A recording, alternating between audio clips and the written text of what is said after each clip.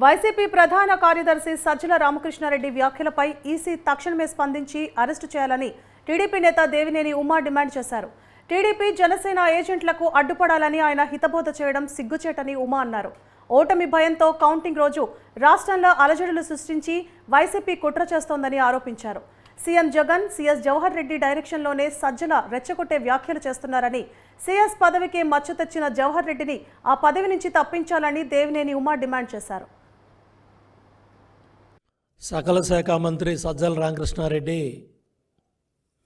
నిన్న ఎన్నికల కౌంటింగ్ ప్రక్రియలో రూల్స్ పాటించేవాళ్ళు ఏజెంట్లుగా కూర్చోవద్దని వైసీపీ చీఫ్ కౌంటింగ్ ఏజెంట్లకి ఉద్బోధించాడంటే మీడియాలో, పత్రికల్లో, ఎలక్ట్రానిక్ మీడియాలో ఇది గత 24 గంటలుగా వైరల్ అవుతూ ఉంది. సోషల్ మీడియాలో ఎన్నికల సంఘం ఇమ్మీడియట్గా క్రిమినల్ కేసు బుక్ చేసి అరెస్ట్ చేయాలని డిమాండ్ చేస్తూ ఉన్నాను.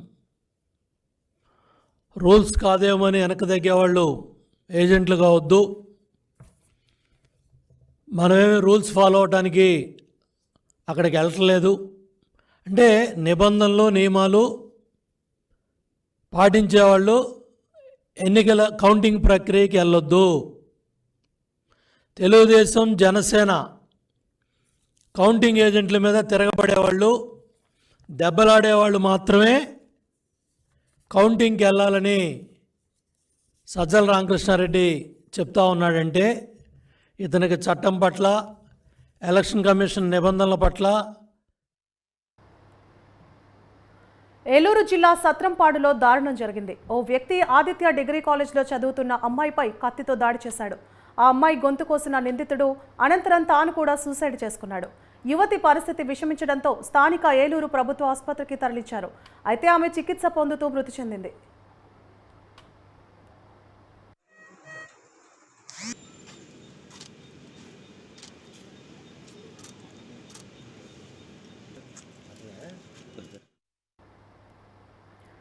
ఓ చిన్న గ్రామం దేశభక్తికి ప్రతీకగా నిలిచింది. అక్కడి యువకులను చూస్తే దేశం కోసమే పుట్టారనిపిస్తుంది. ఊర్లోకి ఎంటర్ అయితే చాలు అడుగడుగునా సైనికుడు తారసపడతాడు, ఇంటికో జవాన్ దర్శనమిస్తాడు. దేశానికి సేవలందించడంలో ఈ గ్రామ యువకులు ముందుంటారు. తమ వంతు బాధ్యతగా ఇంటికొకరు చొప్పున ఆర్మీలో చేరి నిరంతరం దేశ రక్షణకు పాటుపడుతున్నారు. ఆ ఊరి పేరే దేవిశెట్టిపల్లె, ముద్దుగా దేశభక్తి పల్లె అని అంటారు. దీనిపై న్యూస్ 360 ప్రత్యేక కథనం.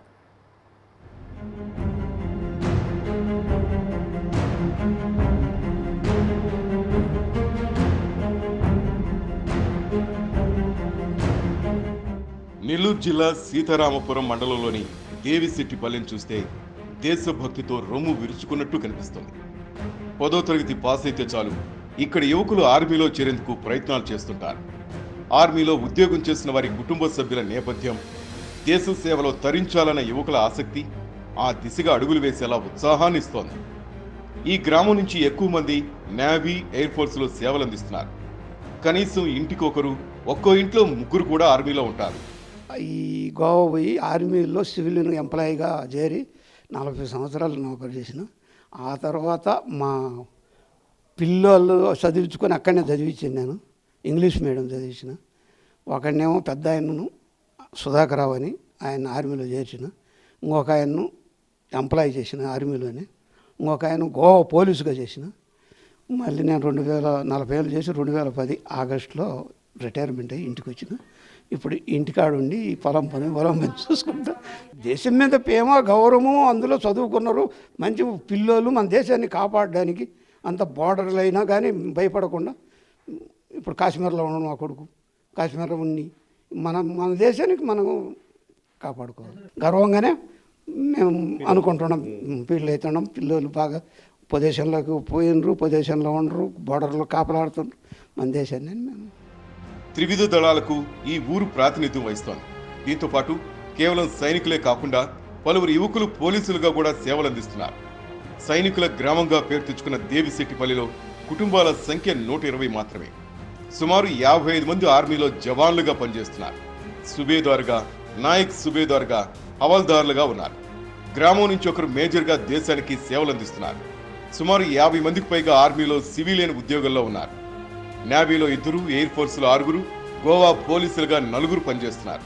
అంతేకాకుండా ఆంధ్రప్రదేశ్లో పోలీసుగా 1, అగ్నిమాపక శాఖలో 1 విధులు నిర్వర్తిస్తున్నారు.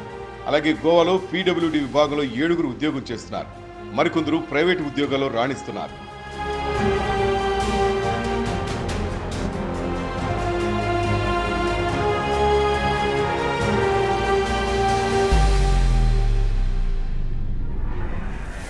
దేవిశెట్టిపల్లికి చెందిన రేనాటి వెంకట సుబ్బయ్య ఉపాధి కోసం 1976-77 ప్రాంతంలో గోవాకు వెళ్లారు. అక్కడ ఆర్మీ సెలక్షన్లు జరుగుతుండటంతో అందులో పాల్గొన్నారు.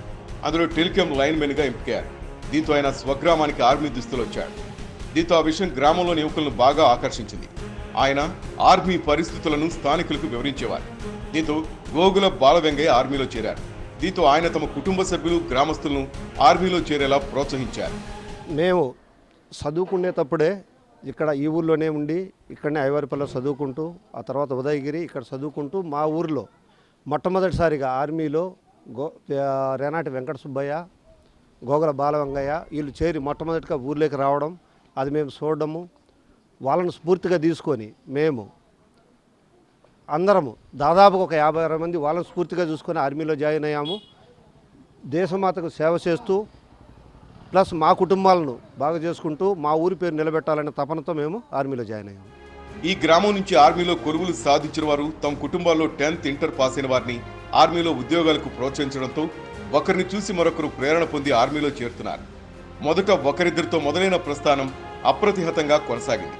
ప్రస్తుతం సుమారు 120 మంది వరకు ఆర్మీలో వివిధ హోదాల్లో పనిచేస్తున్నారు. ప్రస్తుతం త్రివిధ దళాల్లో పోలీసులుగా ఉన్నవారిని కలిపితే ఈ సంఖ్య 160 వరకు ఉంటుంది. మరో 30 మంది విశ్రాంత సైనికులు గ్రామంలో ఉన్నారు. 1993 ఆగస్టులో ఇండియన్ ఆర్మీలో ఆర్మీ మెడికల్ కోర్లో జాయిన్ అయ్యాను. అక్కడి నుంచి సర్వీస్ చేస్తూ ఇండియాలో ఉన్న అన్ని యూనిట్లు కట్ చేసి లాస్ట్కి బేస్ హాస్పిటల్ ఢిల్లీకి నుంచి 2023 మార్చి 31కి రిటైర్డ్ అయ్యాను. నేనే కాకుండా మా ఊర్లో మిలిటరీలో దాదాపుగా ఒక 50 మంది ఇప్పటి వరకు సర్వీస్ చేస్తున్నారు. కొందరు సర్వీస్ చేసి రిటైర్డ్ అయ్యారు. మన జిల్లా పరంగా చూసుకున్నా, మన ఉదయగిరి నియోజకవర్గంలో చూసుకున్నా కానీ అందరికంటే ఎక్కువ ఆర్మీలో మా ఊర్లోనే ఉన్నారు. ఉద్యోగరీత్యా దేశంలోని వేరువేరు రాష్ట్రాల విధులు నిర్వహించే వీరంతా మే నెల వచ్చిందంటే గ్రామానికి చేరుకుంటారు. సుమారు 3 నుంచి 4 వారాల పాటు కుటుంబ సభ్యులతో సంతోషంగా గడుపుతారు. సెలవులపై వచ్చినప్పుడే పెళ్లిళ్లు నిశ్చయించుకుని అదే నెలలోనే వివాహాలు చేసుకుని వెళ్తుంటారు. అయితే దేవిశెట్టిపల్లిలో కనీస సదుపాయాలు లేవనంటున్నారు. కనీసం సీతారాంపురంలో ఏ టీమైనా ఉండేలా చూడాలని ఆర్మీ ఉద్యోగులు కోరుతున్నారు.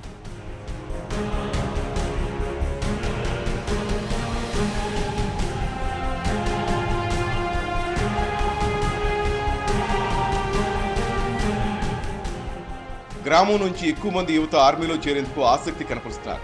తగిన సూచనలు, సలహాలు తీసుకుని రాణిస్తున్నారు. ప్రతి ఒక్కరూ కుటుంబాన్ని ప్రేమించినట్లే దేశాన్ని ప్రేమించాలని చెప్తున్నారు. ఆర్మీలో పనిచేయడం దేశభక్తిగా భావించాలని అంటున్నారు. ఎన్టీఆర్ 101వ జయంతిని 2 తెలుగు రాష్ట్రాల్లో ఆయన అభిమానులు, టీడీపీ నాయకులు పెద్ద ఎత్తున సంబరాలు చేసుకున్నారు. న్యూయార్క్లోని టైమ్ స్క్వేర్పై ఎన్టీఆర్ చిత్రాన్ని ప్రదర్శించారు. 200 అడుగుల ఎత్తు, 36 అడుగుల వెడల్పుతో నందమూరి తారక రామారావు ఫోటోను ప్రదర్శించారు. మే 27 అర్ధరాత్రి నుంచి మే 28 అర్ధరాత్రి వరకు ప్రతి 4 నిమిషాలకు ఒకసారి 15 సెకండ్ల చొప్పున ఎన్టీఆర్ చిత్రాన్ని ప్రదర్శించారు.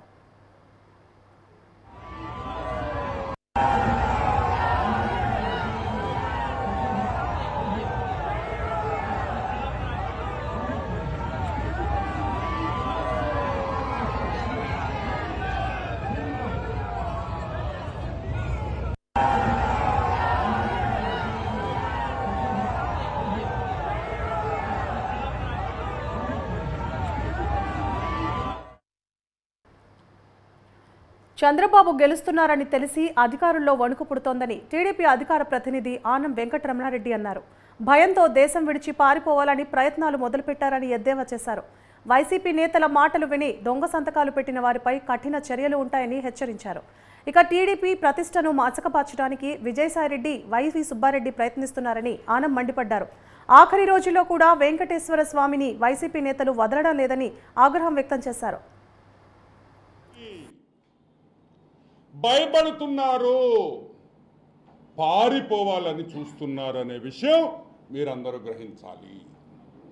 పారిపోవాలి, ఢిల్లీకి వెళ్ళిపోవాలి, లేకపోతే ఉద్యోగానికి రాజీనామా చేయాలి, లేకపోతే దాంకోవాలి ఫారెన్ పోయి అని కూడా చాలామంది ఈరోజు అఫీషియల్స్, ఐఏఎస్ అయితే ఏమి, మిగతా అఫీషియల్స్ అయితే ఏమి, పోలీస్ డిపార్ట్మెంట్లో ఉండేవాళ్ళు అయితే ఏమి, తప్పులు చేసిన ప్రతి ఒక్కరూ ఆంధ్ర రాష్ట్రం వదిలి పారిపోయేదానికి సిద్ధముగా ఉన్నారు, సంసిద్ధముగా ఉన్నారు అనే విషయం మీరందరూ గ్రహించాలి.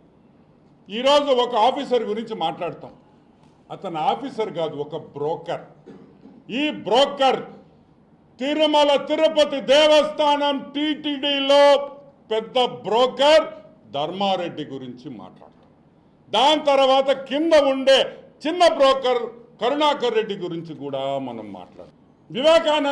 వివేకానందరెడ్డి, వైఎస్ వివేకానందరెడ్డి మర్డర్ కేసులో బ్రోకర్ ధర్మారెడ్డి ఢిల్లీలో హోమ్ మినిస్ట్రీలో లాబియింగ్ చేసాడా లేదా, లాబియింగ్ చేసి అవినాష్ రెడ్డిని బయటపడేదానికి ప్రయత్నాలు చేసాడా లేదా అనే విషయం మీకు చాలాసార్లు మేము మాట్లాడాము.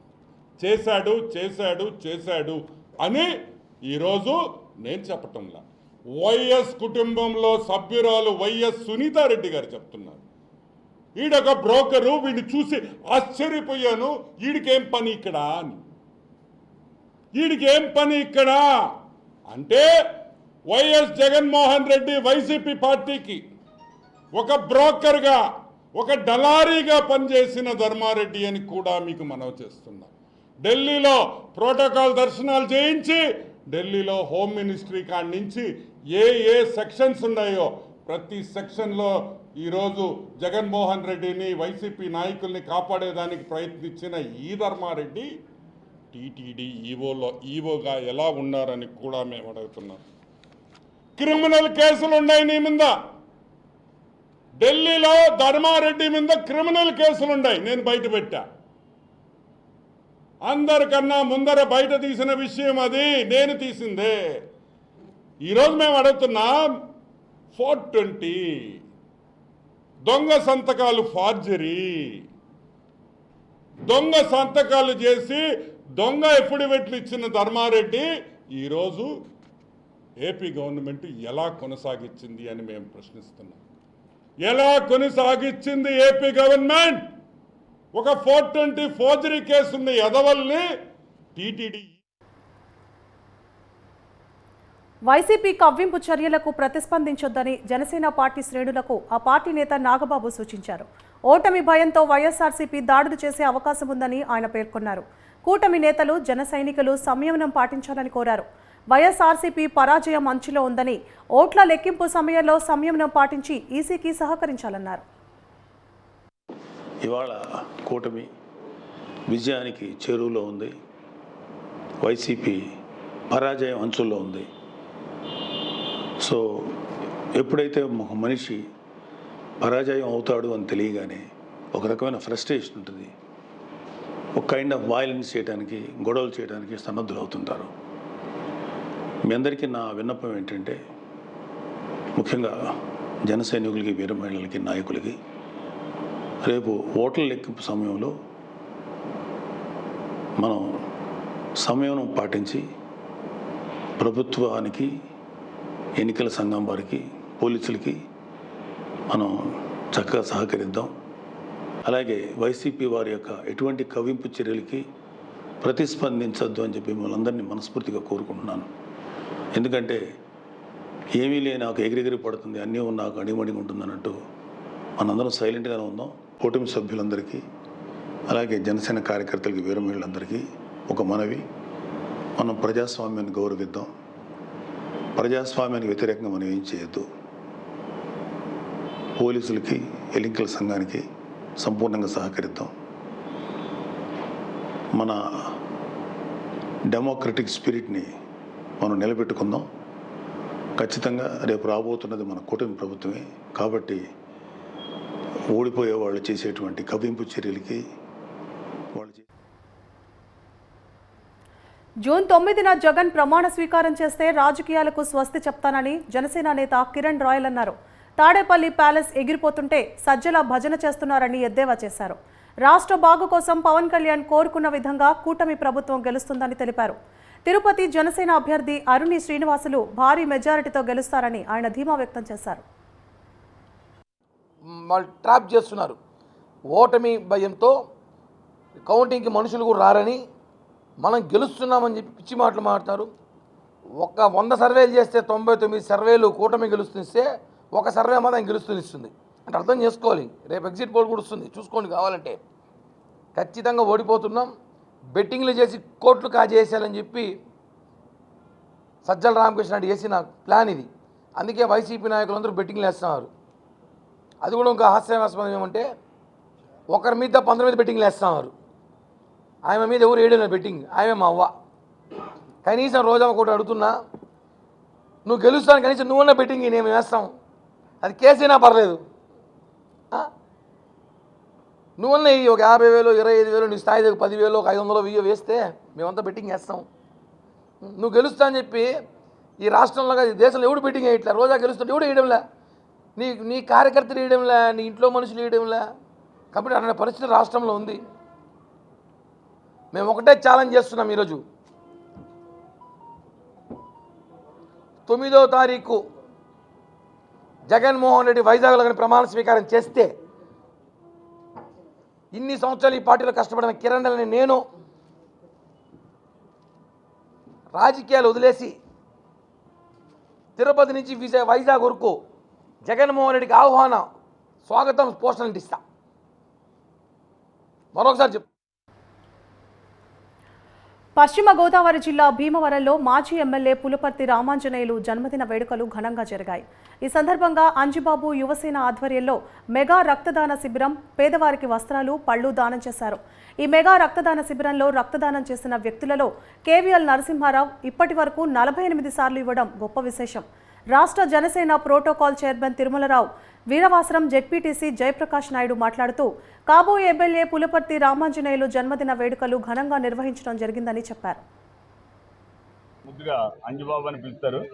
అంజుబాబు గారికి పుట్టినరోజు శుభాకాంక్షలు. ముందుగా ఇలాంటి పుట్టినరోజులు మంచి భవిష్యత్తులో ఎమ్మెల్యే అయ్యి, యాట్రిక్ ఎమ్మెల్యే అయ్యి ఇంకా భవిష్యత్తులో గ్రాండ్ గా చేసుకోవాలని మేము కోరుకుంటున్నాం. అంజుబాబు గారు నుండి నూరేళ్లు ఆయురారోగ్యాలతో సుఖ సంతోషాలతో ఉండాలని, అలాగే భీమవరంలో పేదలు, బడుగు బలహీన వర్గాలకి చీరలు పంపిణీ చేయడం, అలాగే రాట్నాల సీను, రాము, కొప్పనీటి బాబీ, అలాగే తదితరుల ఆధ్వర్యంలో మాదా సాయి ఇలా ఫ్రెండ్స్ అందరూ కలిసి ఈ అంజిబాబు గారు సేన కింద వాళ్ళు ఫామ్ అయ్యి చాలా మంచి కార్యక్రమాలు, అలాగే ఒక 150 మందితో బ్లడ్ బ్యాంకు, అలాగే వికలాంగులకి పళ్ళు, పలహారాలు, అలాగే దుప్పట్లు కూడా ఇచ్చి ఇలాంటి స్ఫూర్తిని, అంటే మా అధినేత అయిన పవన్ కళ్యాణ్ గారు స్ఫూర్తిని మేము ఇంకా ముందు తీసుకెళ్తామని చెప్పేసి మా ఎమ్మెల్యే గారి పుట్టినరోజు సందర్భంగా ఈ కార్యక్రమాలు చేయడం మాకు చాలా ఆనందకరంగా ఉంది. ఇలాగే ఇంకా ఎన్నెన్నో కార్యక్రమాలు చేయడానికి మేము అందరం కలిసి. సిఎస్ జవహర్ రెడ్డి అంటే మంచి అడ్మినిస్ట్రేషన్ అని పేరు ఉందని బీజేపీ రాష్ట్ర కార్యదర్శి రమేష్ నాయుడు తెలిపారు. సావాస దోషమో ఏమో కానీ సిఎస్ జవహర్ రెడ్డి భూముల అవినీతిలో పడ్డారని తెలిపారు. వైఎస్ ఫ్యామిలీ మొదటి నుంచి భూముల కుంభకోణంలో అందవేసిన చెయ్యని ఆరోపించారు. 596 జీవో వచ్చినప్పటి నుంచి జరిగిన రిజిస్ట్రేషన్లపై శ్వేతపత్రం విడుదల చేయాలని డిమాండ్ చేశారు. వైసీపీ నాయకులు ఓటమి భయంతో నీచ రాజకీయాలకు పాల్పడుతున్నారని రమేష్ నాయుడు విమర్శించారు. రాయలసీమ ప్రాంతం నుంచి వచ్చినటువంటి నేను నా అనుభవపూర్వకంగా చెప్తున్నా, గ్రామాల్లో ఫ్యాక్షన్ గొడవలు జరుగుతున్నటువంటి క్రమంలో 2 వర్గాల వారు కాదని తటస్థంగా ఎవరన్నా ఉంటే ఏదో ఒక వర్గం వారు ఏదో ఒక జరిగినటువంటి సంఘటనలో ఆ న్యూట్రల్గా ఉన్నటువంటి వాళ్ళను కూడా తీసుకొచ్చి ఆ పక్కనో ఈ పక్కన ఉండే విధంగా ముద్ర వేసేటువంటి ప్రయత్నం చేస్తారు. దాని అనుగుణంగా కేసుల్లో ఎక్కిస్తారు. ఇది ఫ్యాక్షన్ గ్రామాల్లో మీరు కూడా చూడండి.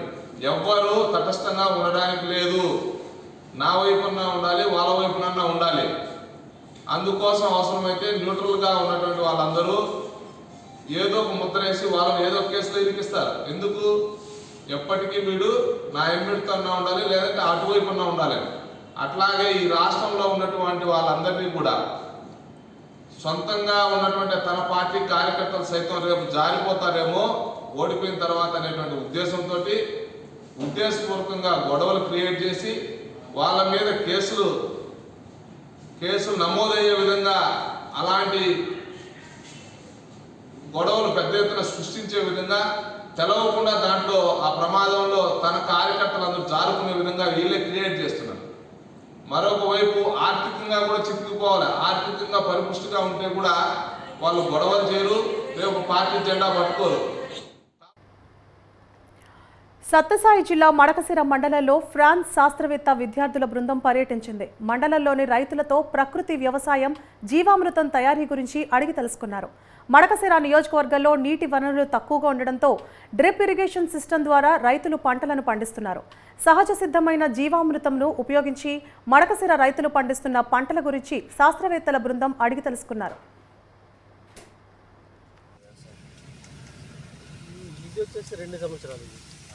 మేము చేసేదండి 10 ఏళ్ళ పైన తాతల కాలం వ్యవసాయం. Total member farmers.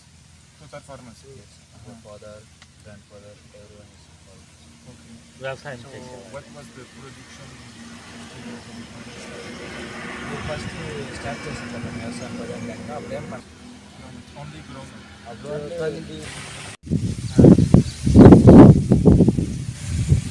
ఏమీ లేదు.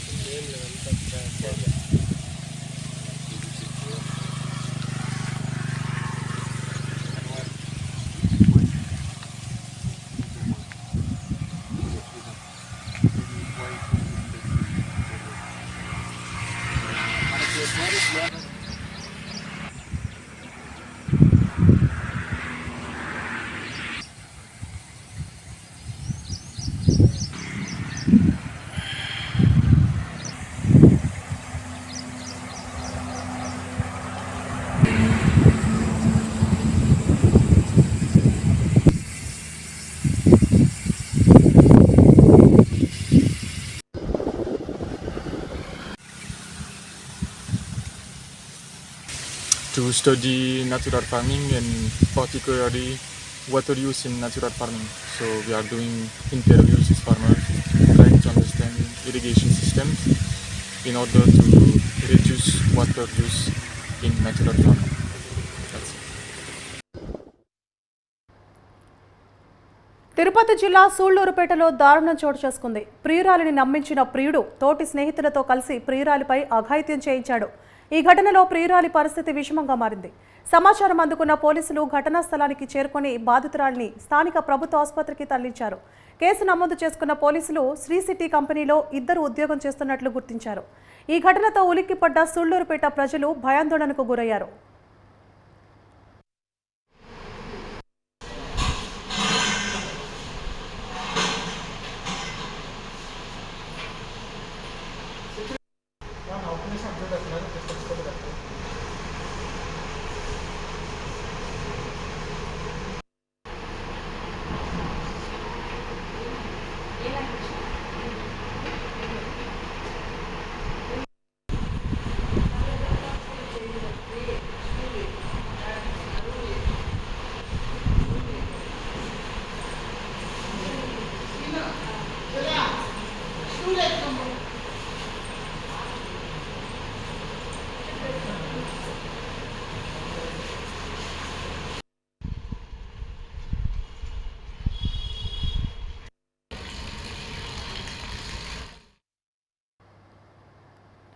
తేనెటీగల దాడిలో ఓ వ్యక్తి మృతి చెందిన ఘటన నెల్లూరు జిల్లా పొదలకూరులో చోటు చేసుకుంది.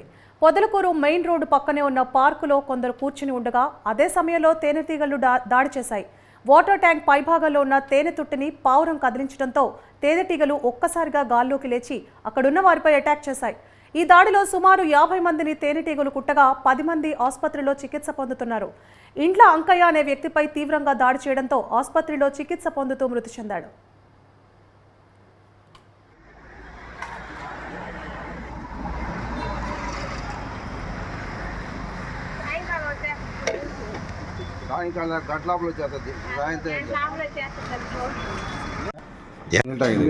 ఇక్కడ బడ మీద కూర్చున్నాడు సార్. కూర్చొని వచ్చారు మేము ఒక 6 మంది కూర్చోన్నాం. అడుగు పోయి అంగడి తీసాం సార్. నేను అంగడి తీసి 10 నిమిషాలు కూర్చుంటాం అందరం. కూర్చున్న పాట ఒక ఈగ వచ్చి రాంకిస్టైన్ కుట్టింది. ఇంకా లేచేటట్టున్నాయని ఎవరి పాటకు వాళ్ళు ఒక పక్క సర్దుకుని రోడ్డు మీదకి వచ్చేసి ఉన్నాయి. ఈయన లోపల పోయి అప్పుడే కూర్చుంటున్నాడు. మేము రిటర్న్ వచ్చేసేటప్పుడు మేము కేకలేస్తున్నా వినపడలేదు తనకి. తన పాటకి తను డబ్బా తీసుకుని లెట్నికి పోయాడు. ఇవన్నీ ఎక్కువ మేము పారిపోయి వచ్చేసాము. ఇక నేను పోయి చెట్ల కాడ మోటార్ వేసుకొని బోరు నీళ్లు పెట్టుకున్నా నేను. ఈయన లోపల పోయాడు సార్. ఒక 50 మంది గుట్టినాయి సార్. అది చిత్తూరు జిల్లా రామకుప్పం మండలంలో వైసీపీ నేతల ఆగడాలు పేటరేగిపోతున్నాయి. మండలంలోని 89 పెద్దూరులో టీడీపీ మాజీ ఎంపీటీసీ కార్యకర్తపై వైసీపీ నేతలు దాడులకు తెగబడ్డారు. రాత్రి సమయంలో రోడ్డుపై కాపు కాసి మరీ ఎంపీటీసీపై దాడి చేశారు వైసీపీ నేతలు. దీంతో టీడీపీ నేతలు రామకుప్పం పోలీసులను ఆశ్రయించారు. టీడీపీ నేతల ఫిర్యాదు మేరకు కేసు నమోదు చేసుకున్న పోలీసులు దర్యాప్తు చేస్తున్నారు. నేను బెంగళూరు నుండి సొంత గ్రామం ఆర్మపేటకు వస్తూ ఉంటే ఈరోజు 89 పెద్దూరులో ఇది వైసీపీ నాయకులు మమ్మల్ని మా కారుని అడ్డగించి మరణాయుధాలతో రౌడీ షీటర్ సత్యేంద్ర, నా పేరు నరసింహులు, ఎక్స్ఎంపీటీసీ 89 పెద్దూరు గ్రామ పంచాయతీ ఆర్మపేట గ్రామము. నేను బెంగళూరు నుండి శ్రీ సత్యసాయి జిల్లా ధర్మవరం సమీపంలో గుర్తు తెలియని వ్యక్తి దారుణంగా హత్యకు గురయ్యాడు. అది గమనించిన స్థానికులు పోలీసులకు సమాచారం ఇచ్చారు. సంఘటనా స్థలాన్ని పరిశీలించిన పోలీసులు కేసు నమోదు చేసుకుని దర్యాప్తు చేపట్టారు.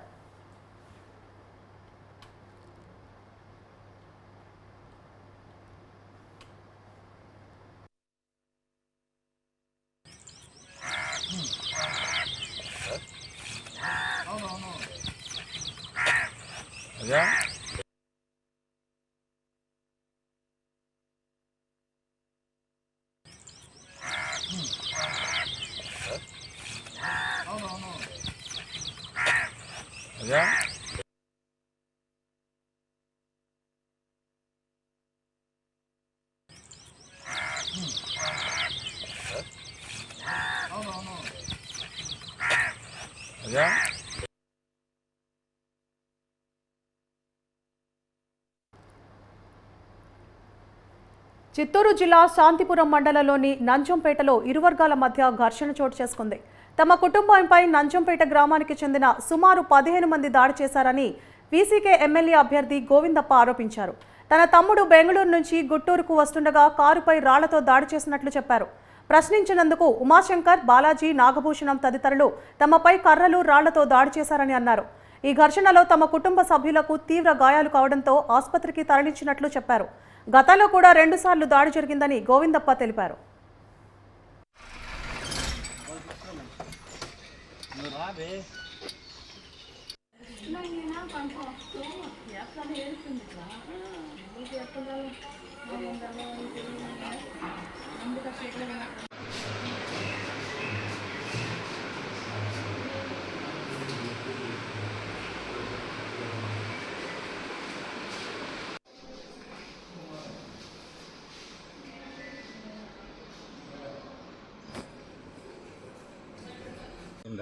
నేను వీసీకే పార్టీ ఎమ్మెల్యే అభ్యర్థిగా పోటీ చేసినాను. పోటీ చేసినందుకు నంజంపేట గ్రామం నందు ఉమాశంకరు, బాలాజీ, నాగభూషణం అనేవారు మా తమ్ముడు బెంగళూరులో రియల్ ఎస్టేట్ వ్యాపారం ముగించుకొని ఇంటికి వస్తుండగా దారిలో వెంబడించి రాళ్ళు వేస్తే వాళ్ళని ఫాలో చేసుకుని వెళుతుండగా ప్లాన్ ప్రకారం మా తమ్ముని పైన, మా కుటుంబం పైన ఆ గ్రామస్తులు ఈ 3 వ్యక్తులు వాళ్ళ కుటుంబ సభ్యులు కూడా దాడి చేసి హాస్పిటల్ పాలు చేసినారు. మాకు న్యాయం జరగాలని కోరి ప్రార్థిస్తున్నాను.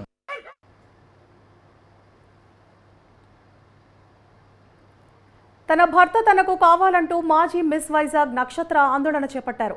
విడాకులు ఇవ్వకుండా ఆమె భర్త తేజ మరో మహిళతో కాపురం ఉంటున్నట్లు ఆమె ఆరోపించారు. ఇక నక్షత్ర ఆరోపణలు చేస్తుంటే దీంతో అతన్ని రెడ్ హ్యాండెడ్గా నక్షత్ర పట్టుకుంది. అయితే నక్షత్ర ఎంట్రీతో అతను షాక్కు గురయ్యాడు.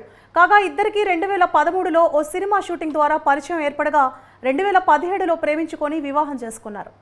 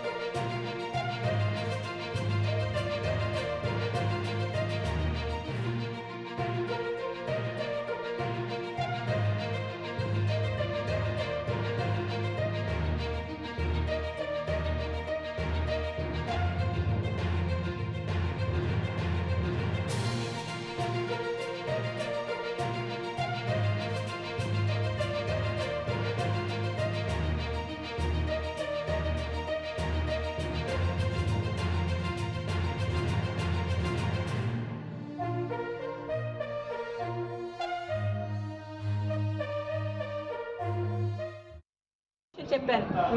సార్ ఏంటి ఇలా అవుతుంది, నిజమేనా, ఊరుకొండమ్మా మీ ఆయన అలాగే మాట్లాడతాడని చెప్పాడు ఆయన. పూర్ణగానే ఎలా రియాక్ట్ అయ్యారు ఈ విషయంలో? ఏమైనా అడగడం జరిగిందా? లేదు సార్, అడగలేదు. పూర్ణ వరకు ఆ విషయం ఎందులో లేదో నాకు తెలియదు. పూర్ణ నన్ను రమ్మని చెప్పిందని చెప్పి నాతో డైరెక్ట్ చెప్పారు. సినిమాకు సంబంధించిన అలా చేయొచ్చు కదా, వైఫ్ కానప్పుడు అలా చేయకూడదు కదా. ఇప్పుడు అమ్మాయి సారా, అమ్మాయిది గోదావరి రాజమండ్రి ధవళేశ్వరం బ్రిడ్జి దగ్గర.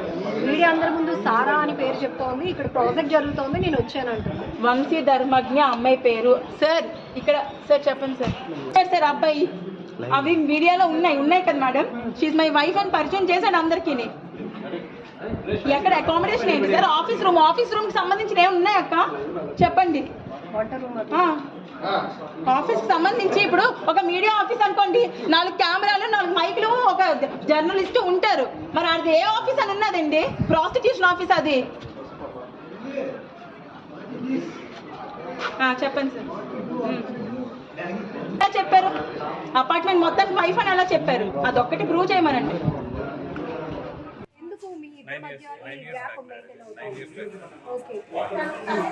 సో పాప కూడా నాకు పుట్టిన పాప కాదు, 2 చెక్కలు లోపలికి వెళ్తే ఎవరికైనా పిల్లలు పుట్టేస్తారు అనే ఆడియో మీద కాదు. నాకు తెలియదు ఏది ప్లే చేస్తారో. I couldn't able to hear it. నాదో కాదు, నేనైతే అలా మాట్లాడలేదు యాజ్ పర్ మై నాలెడ్జ్. ఒకవేళ నేనే మాట్లాడాను అనుకుంటే ఐ హావ్ టు. నేను వినిపించిన పోనీ అమ్మాయి మాకు అంటే పోలీసులకి మీడియా కూడా కొన్ని వాయిస్ రికార్డ్స్ పంపించింది. బట్ అమ్మాయి ఇచ్చింది అని చెప్పేసి మేము ఏది పడితే అది ప్లే చేయం. బట్ ఇది మీరు అవునా కాదా అనేది మాకు కూడా మీరు ఒక క్లారిటీ. మీరైతే కాదు అంటున్నారు. ఇప్పుడు ఎందుకు మీ భార్య మీ పైన ఎందుకు ఎలిగేషన్స్ చేస్తుందని మీరు అంటున్నారు? దేనికోసం? ఎలిగేషన్స్ కి రీజన్ ఉంటుంది సార్, కక్ష సాధింపండి. ఇప్పుడు మీరు చెప్తున్నారు కదా తను డబుల్ డిమాండ్ చేస్తుందని. మీరు ఇప్పుడు రీసెంట్ గా డొమెస్టిక్ డిపార్ట్మెంట్ ఉంది, women welfare department, family government, they called us for a counseling. ఆ కౌన్సిలింగ్ లో నన్ను అడగడం జరిగింది, మీకేనా నేను కలుస్తాను. అదే క్వశ్చన్ ఆవిడ అడగడం జరిగింది.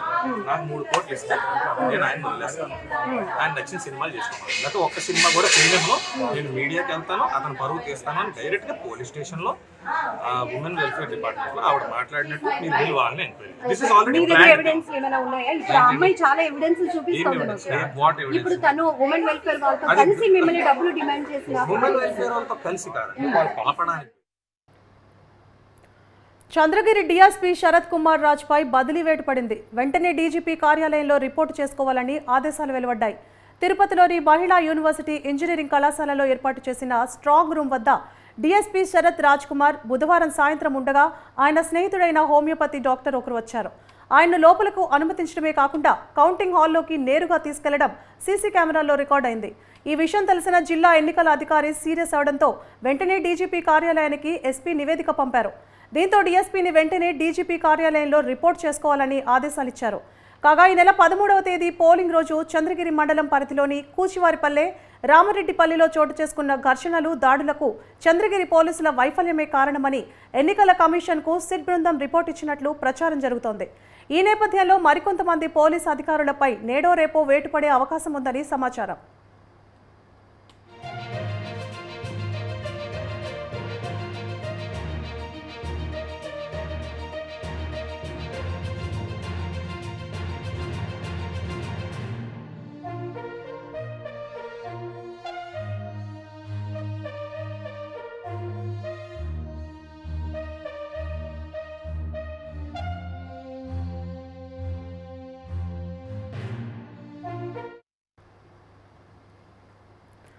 దేశమంతా బంగారం వ్యాపారం చేస్తే మార్వాడీలు ఆ నగరం వైపు కన్నెత్తి కూడా చూడరు.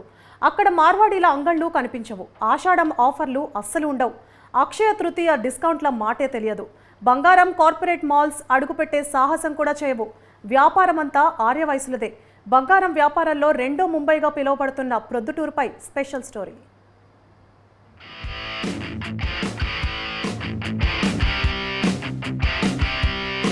దేశంలో బంగారం బిజినెస్ అంటే గుర్తొచ్చేది ముంబై. ఆ తర్వాత పసిడి వ్యాపారం ఎక్కువగా జరిగే ప్రాంతం ప్రొద్దుటూరు. అందుకే ఈ ప్రాంతాన్ని సెకండ్ ముంబై, పసిడిపురి అని పిలుస్తారు. బంగారం నాణ్యతలో రాజీ పడరు, తూకంలో తేడాలను, ధర కూడా ఖచ్చితంగా ఉంటుందని చెప్తున్నారు. కోరిన డిజైన్లో నగలు తయారు చేసే అద్భుత ప్రతిభ కలిగిన స్వర్ణకారులు ప్రొద్దుటూరులో కోకొలలుగా ఉంటారు. 24 క్యారెట్ల స్వచ్ఛమైన బంగారం కావాలంటే ప్రొద్దుటూరుకు రావాల్సిందే.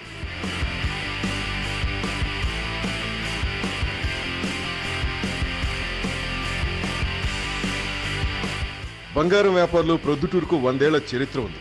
చిన్న గ్రామంగా ఉన్న ప్రొద్దుటూరు ఒకప్పుడు నీలిమందు వ్యాపారానికి ప్రసిద్ధి. స్థానిక అమ్మవారిశాల వీధిలోని పలువురు వర్తకులు నీలిమందు వ్యాపారం చేస్తూ నేపాల్, భూటాన్, శ్రీలంక దేశాలకు ఎగుమతి చేసేవారు. కాలక్రమేణా నీలిమందుకు ఆదరణ తగ్గడంతో బంగారం వ్యాపారం వైపు వారి దృష్టి మళ్లింది. 100 ఏళ్ల క్రితం కేవలం 20 మంది స్థానికులు ఈ వ్యాపారాన్ని ప్రారంభించారు. నమ్మకంతో బంగారు వ్యాపారం చేసేవారు. అప్పుడు పదుల సంఖ్యలో ఉన్న బంగారు దుకాణాలు ఇప్పుడు 100ల్లో వెలిశాయి. స్వర్ణకారులు కూడా వేలల్లో ఉన్నారు. రాయలసీమ జిల్లాలతో పాటు తెలంగాణ, బళ్ళారి నుంచి కూడా బంగారం కొనేందుకు ఇక్కడికి వస్తుంటారు. ఈ వాసవి కన్యకా పరమేశ్వరి దేవి యొక్క ఆలయం ప్రాంతంలో పూర్వపు నీలిమందు వ్యాపారం చేసేవాళ్ళు. ఇక్కడ బంగారు వ్యాపారం లేదు. పూర్వం నీలిమందు వ్యాపారం చేసేవాళ్ళు. ఆర్యవైశ్య సభ సభ్యులు చాలామంది కూడా నీలిమందు వ్యాపారమే చేసేవాళ్ళు. టెక్స్టైల్ రంగము ఉండింది ఈ ఊరిలో. ఈ నీలిమందు వ్యాపారము బర్మా, చైనా, తర్వాత శ్రీలంక, మాల్దీవ్స్ ఇటువంటి చిన్న చిన్న దేశాలకు, భూటాన్కు ఇక్కడి నుంచి ఎక్స్పోర్ట్ అయ్యేది ఆ కాలంలో. కాలక్రమేణా ఈ నీలిమందు వ్యాపారం తగ్గిపోయిన తర్వాత కంపెనీస్ ఎప్పుడైతే బ్లూస్ బ్రాండ్స్ చేయడం జరిగిందో, బ్లూను నీలిమందు వ్యాపారం మొత్తం కూడా ఇక్కడ కొలాప్స్ కావడం జరిగింది. ఆ నీలిమందు వ్యాపారం చేసే వ్యక్తులే బంగారు వ్యాపారంలోకి ఎంటర్ అయ్యి ఇక్కడ బంగారు ప్రొద్దుటూరుగా బాసిల్లుతా ఉంది. 1968లో అప్పటి భారత ప్రభుత్వం గోల్డ్ కంట్రోల్ యాక్ట్ను తీసుకొచ్చింది. ఈ యాక్ట్ ప్రకారం దేశంలో లైసెన్స్ లేకుండా బంగారు దుకాణాలు నిర్వహించడం నేరం. అప్పట్లో ఈ చట్టాన్ని కఠినంగా అమలు చేశారు. దీంతో రాయలసీమలోని ఇతర ప్రాంత బంగారు వ్యాపారులు ప్రొద్దుటూరుపై ఆధారపడేవారు. ఇక్కడి నుంచి బంగారు కొనుగోలు చేసి వారి ప్రాంతాల్లో విక్రయించేవారు. భారత ప్రభుత్వం బంగారాన్ని టెండర్ల ద్వారా విక్రయించేది. టెండర్లో పాల్గొన్న ప్రొద్దుటూరు వర్తకులు 90% బంగారాన్ని దక్కించుకున్నారు. పెద్ద మొత్తంలో బంగారాన్ని దక్కించుకోవడంతో దేశమంతా ప్రొద్దుటూరు వైపు చూసింది. అప్పటి నుంచి రెండో ముంబైగా, పసిడిపురిగా ప్రొద్దుటూరును పిలుస్తున్నారు. టెండర్ల ద్వారా సిబిఐ దాడులు జరిగినట్లు వ్యాపారస్తులు చెబుతున్నారు. భారతదేశం రిజర్వ్ బ్యాంక్ ఆఫ్ ఇండియా గోల్డ్ను టెండర్ చేసింది ఆ కాలంలో జనరా ప్రభుత్వం. అప్పుడు మధు దండవత గారు ఫైనాన్స్ మినిస్టర్గా ఉన్నారు. ఆ కాలంలో చేసినటువంటి టెండర్లో గ్లోబల్ టెండర్ కాబట్టి ఎక్కువ శాతం టెండర్ ఎక్కువ రేటు కోట్ చేసి ఈ ప్రొద్దుటూరు గ్రామానికి దాదాపు వాళ్ళు వేసినటువంటి టెండర్లో 90% గోల్డ్ ప్రొద్దుటూరు వాళ్లకు తగలడం జరిగింది. అప్పుడు ఇది ఎన్లైట్ కావడం జరిగింది. ఏంటి ఈ ఊరు ఒక చిన్న గ్రామము, బాంబే కంటే ఎక్కువ ప్రొడ్యూస్ చేస్తూ ఉండే బిజినెస్ అనేది వాళ్ళల్లో ఆనాడు జరిగినటువంటి తర్జన భర్జన. ఆ తర్జన భర్జనలోనే దీనికి ఆనాటి నుంచి సిరిపురం అనేది రెండవ ముంబైగా ప్రసిద్ధి గావించబడింది. ప్రొద్దుటూరు బంగారం వ్యాపారంలో రాష్ట్రంలోనే పెద్ద పరిశ్రమగా వెలుగొందుతోంది. ఒకప్పుడు మెయిన్ బజార్లో మాత్రమే దుకాణాలుండగా ప్రస్తుతం 10 వీధులకు దుకాణాలు, వర్క్షాపులు విస్తరించాయి. సుమారు 400కు పైగా బంగారం విక్రయించే దుకాణాలు, 1500కు పైగా వర్క్షాపులు ఉన్నాయి. 12,000 మంది స్వర్ణకారులు ఈ రంగంపై ఆధారపడి జీవిస్తున్నారు. ముంబై, బెంగళూరు, చెన్నై మహానగరాలకు ధీటుగా ఇక్కడ పసిడి విక్రయాలు జరుగుతున్నాయి.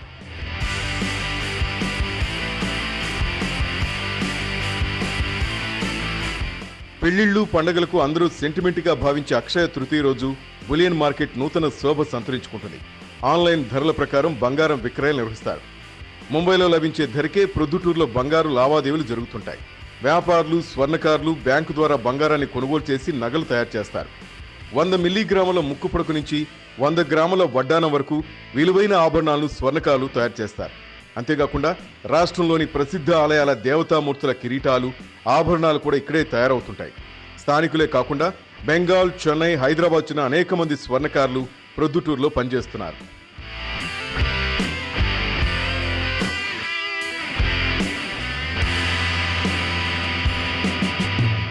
స్వచ్ఛమైన బంగారంతో నగలు తయారు చేయడం ఇక్కడి స్వర్ణకారులు, వ్యాపారుల ప్రతిభ. వినియోగదారుల నమ్మకాన్ని వమ్ము చేయకుండా 100 ఏళ్ల నుంచి వ్యాపారాలు చేస్తున్నామని ప్రొద్దుటూరుకు పసిడిపురిగా పేరు రావడం వెనుక తమ పూర్వీకుల శ్రమ ఉందని అంటున్నారు ఆర్యవైశ్య సంఘం నేతలు. స్వర్ణకారుల ప్రతిభ వలన ఇంతటి పేరు వచ్చిందని, ఆ పేరును కాపాడుకుంటూ వస్తున్నామని చెప్తున్నారు. ఆనాటి నుండి ఈనాటి వరకు కూడా కస్టమర్స్కు ప్రొద్దుటూరు వ్యాపారస్తులందరూ కూడా ఇవ్వాలంటే మనకు బిఎస్ హాల్మార్క్ అటువంటివన్నీ రావడం జరిగింది. స్వచ్ఛమైన 22 క్యారెట్ల బంగారాన్ని ఆ కాలంలోనే ఇవ్వడం జరిగింది. తర్వాత ఆ యొక్క గోల్డ్ నగలకు ఏదైతే సాల్డరింగ్ చేయాలనో క్రమబద్ధీకరణతో 3 లోహాలతో కరెక్ట్గా సాల్డరింగ్ చేసేవారు. ఇవన్నీ కూడా జరపడానికి ముఖ్య కారణం పెద్దల యొక్క ఆలోచన, వారి యొక్క వ్యాపార శైలి, కస్టమర్కు మంచి క్వాలిటీ ఆఫ్ గోల్డ్ని ఇవ్వాలనే ఉద్దేశంతో ఆనాడు వారు వ్యాపారం చేయడం జరిగింది. ఇటువంటి వ్యాపారం పెద్ద పెద్ద సిటీస్లో ఇవాళ ఉన్నాయేమో కానీ పూర్వం నుండే ప్రొద్దుటూరులో ఉండేది. మరో ముంబైగా పేరొందిన ప్రొద్దుటూరుకు రావాలంటేనే మార్వాడీలు సాహసం చేయట్లేదు. సరసమైన ధరలకు సరుకు అందించలేక ఇటువైపు చూడలేదు. ప్రొద్దుటూరులోని పోటీని తట్టుకోలేకపోతున్నారు. ఇక్కడి వ్యాపారులు మాత్రం తయారీలో తగ్గేదేలే అంటూ ముందుకెళ్తున్నారు.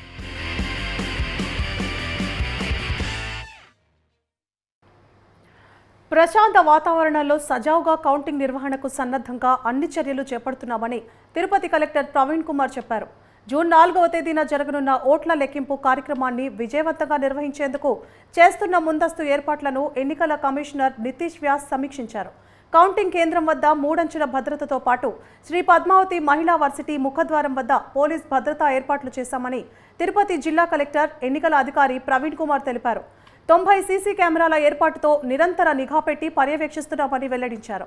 హింసాత్మక సంఘటనల నేపథ్యంలో 147 మందిపై కేసులు నమోదు చేయగా మరో 600 మందికి పైగా బైండ్ ఓవర్ చేసినట్లు వివరించారు.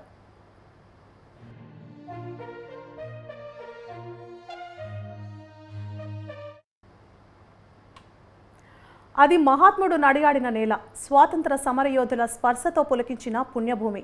సమరయోధుల్లో స్వాతంత్రోద్యమ స్ఫూర్తిని రగిల్చి స్వేచ్ఛాకాంక్షకు ఊపిరిలూదిన గడ్డ. అదే పినాకిని సత్యాగ్రహ గాంధీ ఆశ్రమం. మహాత్ముడి స్వహస్తాలతో ప్రారంభమైన ఈ కేంద్రం ఓ చారిత్రక చిహ్నంగా మారింది. స్వాతంత్ర స్ఫూర్తిని, దీప్తిని ఎలుగెత్తి చాటుతూ శతవసంతాలు పూర్తి చేసుకున్న చారిత్రక భవనంపై ప్రత్యేక కథనం.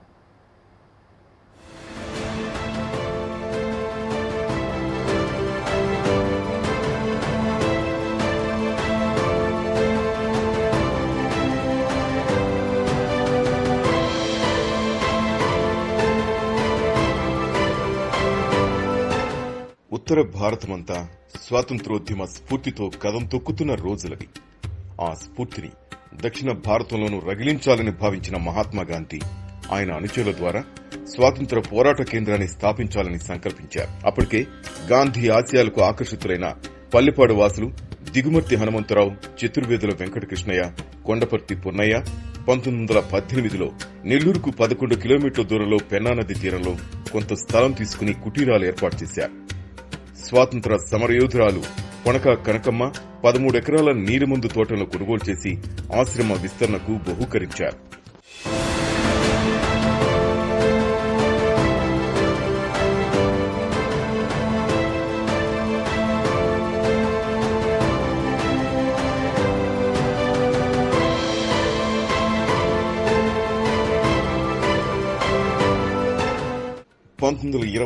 ఏప్రిల్ 7న గాంధీజీ పినాకిని సత్యాగ్రహ ఆశ్రమాన్ని స్వహస్తాలతో ప్రారంభించి ఇక్కడి సముద్ర తీరంలో ఉప్పు సత్యాగ్రహం కూడా ప్రారంభించారు. ఆ తర్వాత క్విట్ ఇండియా లాంటి ఎన్నో ఉద్యమాలకు ఈ ఆశ్రమం వేదికైంది. అంతేకాకుండా రాట్నం చప్పుళ్లు, ఖద్దరు కళ, గీతా పారాయణంతో ఈ ప్రాంతం మారుమోగింది. తర్వాత ఆశ్రమ నిర్వాహకులు జైలుకెళ్లడంతో ఖాదీ ఉత్పత్తి ఆగిపోయింది.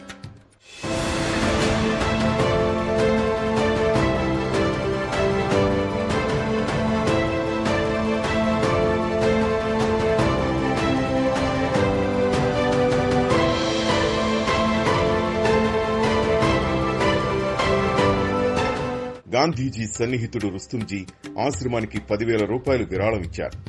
జాతీయ కాంగ్రెస్ మరో 10,000 రూపాయలు ఇవ్వడంతో శాశ్వత భవనానికి రూపకల్పన చేశారు.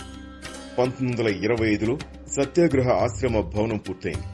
అయితే 1927లో ఈ ప్రాంతానికి వచ్చిన గాంధీజీ దీన్ని ప్రారంభించి 2 రోజుల పాటు ఇక్కడే బస చేసి ఇక్కడి ప్రజల్లో స్వాతంత్రోద్యమ స్ఫూర్తిని రగిలించారు. పినాకిని సత్యాగ్రహ ఆశ్రమంలోనే ఒక ఆయుర్వేద వైద్యశాలను ఏర్పాటు చేసి నిరుపేదలకు వైద్య సేవలు కూడా అందిస్తున్నారు. వయోజన విద్య, చెరకా వడకటం, ఖాదీ ఉద్యమం ఊపందుకున్నాయి. చిత్తూరు జిల్లా చెందిన సరళాదేవి ఆశ్రమం కేంద్రంగా చేసుకుని ఇక్కడి ప్రజలకు హిందీ భాషను కూడా నేర్పించారు. ఇలా ఎన్నో స్ఫూర్తిదాయక కార్యక్రమాలకు ఈ ఆశ్రమం వేదికగా నిలిచింది.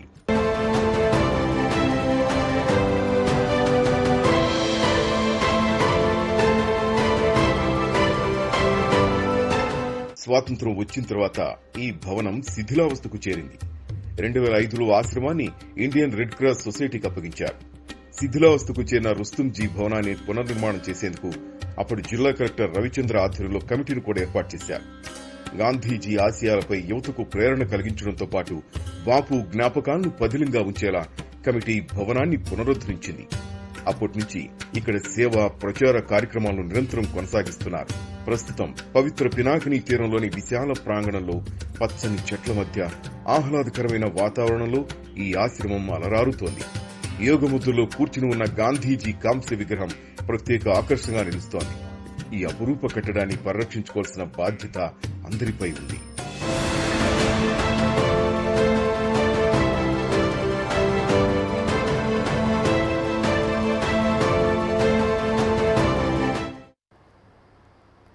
వచ్చే నెల 4న రాయచోటిలోని సాయి ఇంజనీరింగ్ కళాశాలలో కౌంటింగ్ జరుగుతున్న సందర్భంగా అనుమతి ఉన్న వారిని మాత్రమే లోపలకు అనుమతిస్తామని Rayachoti DSP Ramachandrarao, special DSP Mohan Rao అన్నారు.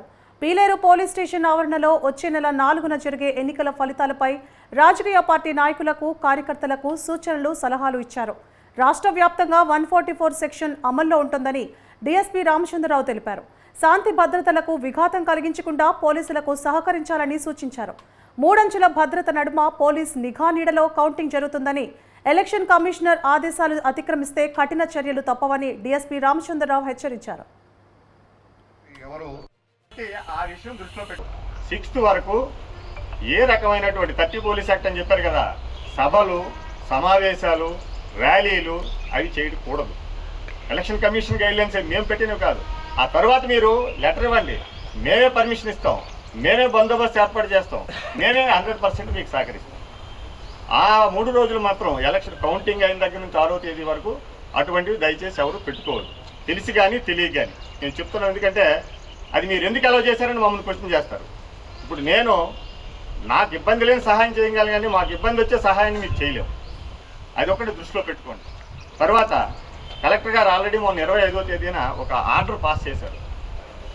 ఫైర్ క్రాకర్స్కి సంబంధించి మ్యానుఫ్యాక్చరింగ్ కానీ, ట్రాన్స్పోర్టేషన్ కానీ, యూజ్ కానీ, స్టోరేజ్ కానీ, వాళ్ళు బయట మ్యానుఫ్యాక్చరింగ్, ట్రాన్స్పోర్టేషన్, యూజ్ ఇవి చేయడానికి 9వ తేదీ వరకు బ్యాన్ విధించారు. వాటిని 100% లాక్ చేయమని చెప్పారు. వాళ్ళని ఎవరిని సేల్ చేయడానికి కూడా లేదు.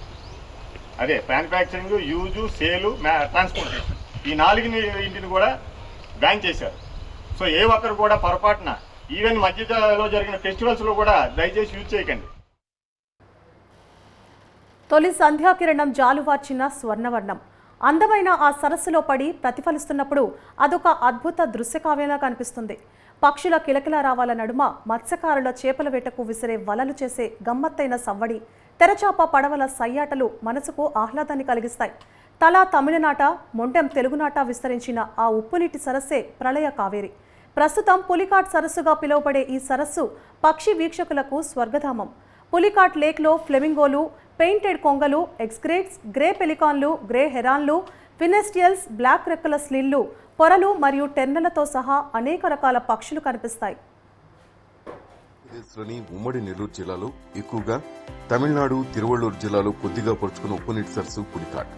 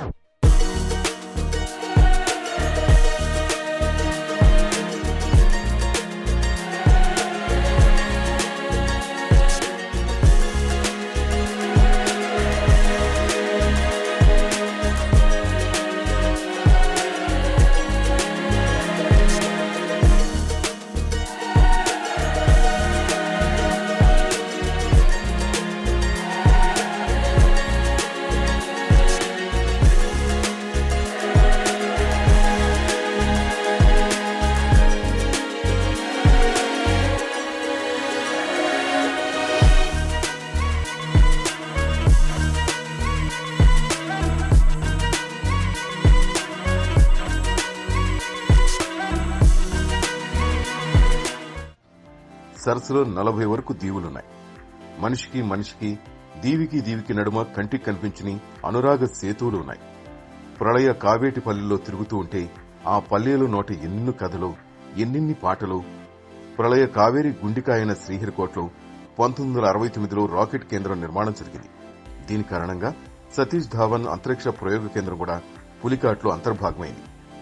ఇది ఉప్పునీటి సరస్సు అయినప్పటికీ సముద్రపు నీరు, మంచినీరు కలగలిసి ఉండటం వలన సముద్రపు నీరంతా ఉప్పుగా ఉండదు.